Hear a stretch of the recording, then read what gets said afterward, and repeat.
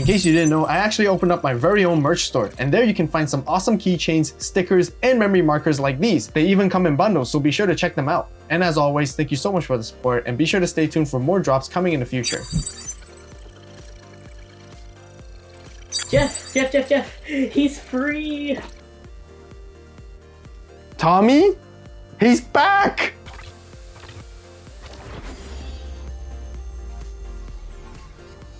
All right, with Blue Hybrid back in the menu, let's get into the Digi-Egg cards. 4 copies of the brand new BT14 Bukamon. This egg, I would arguably be one of the best blue eggs moving forward now. Crazy, because your turn when your opponent has no Digimon with more Digivolution cards than this Digimon gains jamming.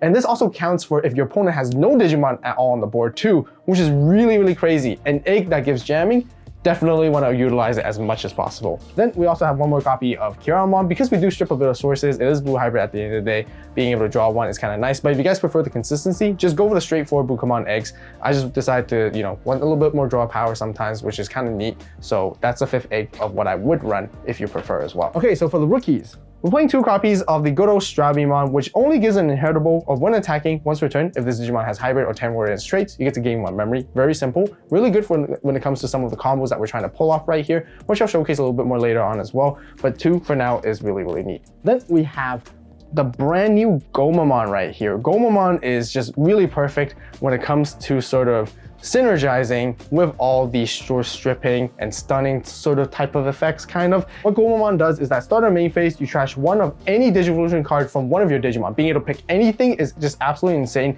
and then this Digimon can't be blocked for the turn too. And then for its inheritable, it has the opponent's turn. When this Digimon would be deleted, you get to play a Gomamon from its Digivolution cards without paying the cost. So you get to play itself back and float back, which is really powerful, really neat.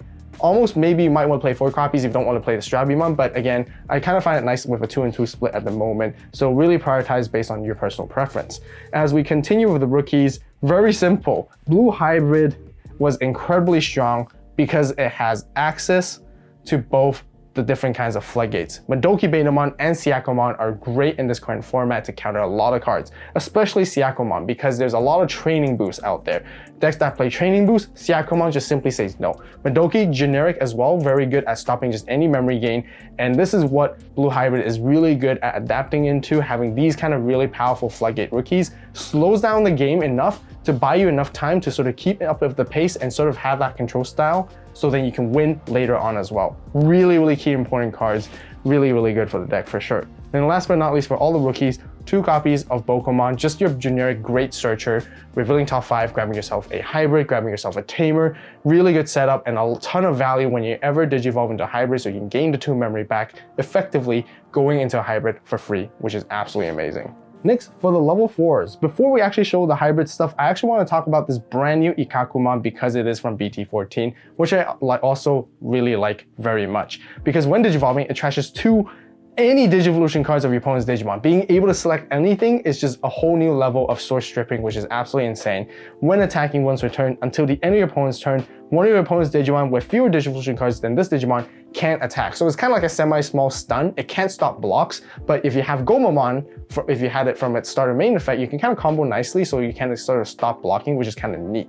It has the inheritable when attacking once per turn until end of your opponent's turn. One of your opponent's Digimon with fewer Digivolution cards than this can't attack. So it's exactly the same as it's when attacking effect normally, but put into the inheritable is really nice. So again, I think 2 of Ikakumon is a really good early game control card, which I really like, which again, we'll explain a little bit more when the combos where we can utilize it the most. But of course, it is Blue Hybrid after all, so let's go into the Blue Hybrid package. Very simple. I'm playing 3 copies of Kumamon right here at the moment. Really good for just source stripping your opponent in general, and that's basically it. And then of course, there's the 4 copies of Korikaku. Korikaku is just really good in terms of the stunning. It can digivolve for 1 on top of a level 4 as well itself, so you can go on top of Kumamon. And again, like I mentioned, being able to stun stuff with less sources, not being able to attack or block for a whole turn, really powerful, especially if you have Tommy underneath it as well. And then the last hybrid, we also got 3 copies of Lanamon right here. Lanamon is considered to be a slightly newer addition, but just also really good because when you digivolve, you can tuck a level 3 underneath from your hand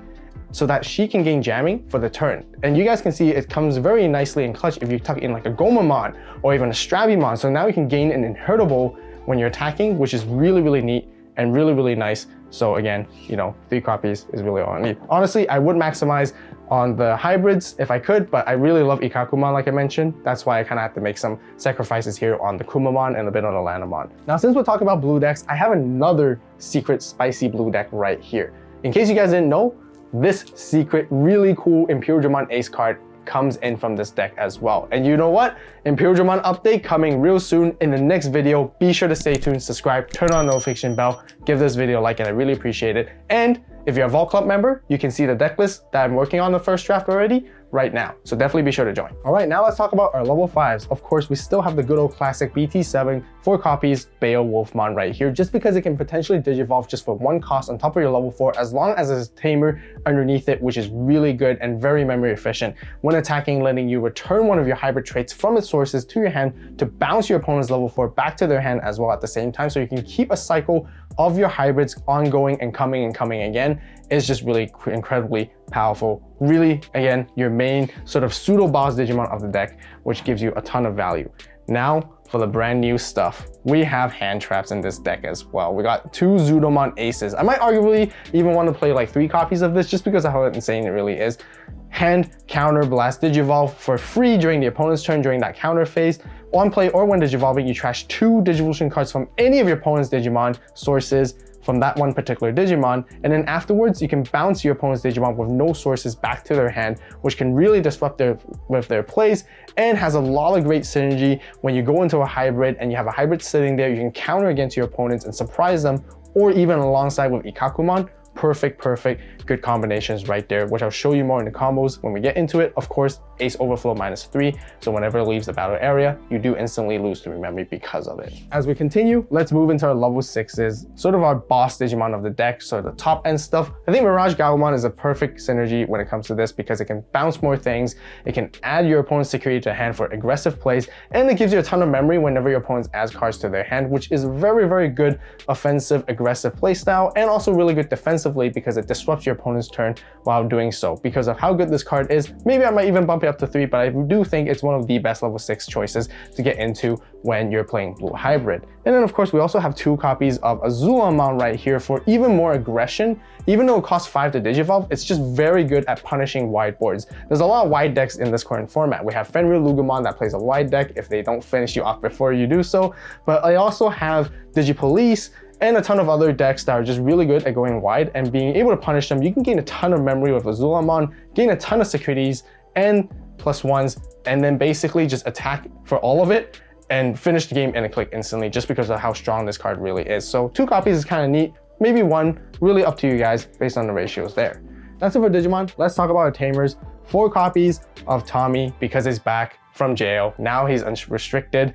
This card is just absolutely insane when it comes to stripping sources because of its unplay effect. Just for 3 costs, you trash 3 Digivolution cards from the bottom of one of your opponent's Digimon, and mainly because of its inherent bow of when attacking once returned until the end of opponent's turn, one of your opponent's Digimon with no Digivolution cards can't attack or block. That's an immediate stun right there. Rendering an entire Digimon completely useless for 1 whole turn is what makes this card incredibly strong, and very strong when it comes to control and also oppressive as well. So again, you do want to see this as often as you can because when you're doing that control, you stun a lot with him basically.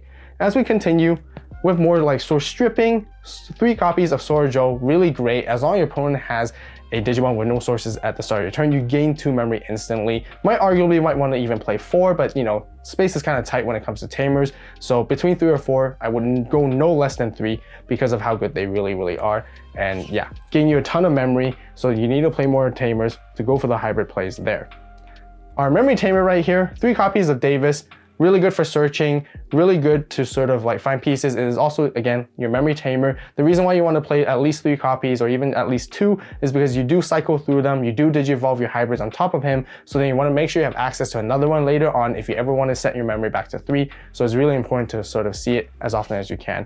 Again, keeping a good cycle of Tamers. One final Tamer I like to talk about is the Matt Ishida from Starter Deck 2. Just the 2 cost is just really nice. It's just kind of like a mini Sora and Joe, gaining your memory at the start of the turn if your opponent has a Digimon with no sources, but also just really nice with its 2 cost. Again, very memory efficient. If you ever need to play a Tamer for fewer memory and less cost, again, that's the one to go to. Now for our option cards. The Memory Boost card which is Howling Memory Boost. It's just perfect for Blue Hybrid. Essentially, helps you strip more sources, stun more things overall, and because of its delay, gaining 2 memory is always perfect to make you more plays. Then next, 2 copies of Sorai. You guys can play anywhere between 2 to 4 copies based on your own personal preference, but just being able to strip top 4 sources your opponent's Digimon is just really, really good. Stunning everything that has no sources that can't attack, basically for the whole turn. And with its secondary effect, until the end of your opponent's next turn, all their Digimon with no Digivolution cards can attack, which is really, really good as well. It comes in clutch and security at the same time too. Last but not least, 1 Ice Wall. Again, just one of the best staples of blue, essentially, which you definitely want to run a 1 of at least, for sure. All right, tech choices. For another rookie you guys can be playing is definitely the Strabimon, just to help you search. Top 3, you can grab a hybrid in its traits. You can also grab a Tamer, which is always really nice. So definitely a really good rookie to consider that you can play early game as well. Then we have Nemon, which is like Pokemon's partner right there. Helping you play a Tamer with a inherited effect for free is kind of neat, but I feel like just because we only have Tommy that has an inherited effect, I don't see it as useful as often, but it helps you float some of your Tamers back because of a secondary effect. So it's kind of nice. But otherwise, I kind of just prefer my current lineup. There's really no room to play any of those other rookies. Other level 6s that you can actually be playing in this deck too. We have Hexablaumon right here. I know many of you guys are huge fans of this. I have playtested it, I tried it. Unfortunately, the meta is still a little bit too fast, and I think there's a lot of removal that can take this card out really, really quickly, which does sort of make its value not as great. And I really like Azulamon and Mirage Gal a little bit more. But if you guys do really want to play against Hexablau, you guys can add it in, and it's kind of good against some other matchups, again, like something like Digipolice and even Fenrir, which is kind of neat. And yeah, totally up to you guys there too. Then another really good card that I would actually also consider adding is actually this All-Force, because you have so many Tamers.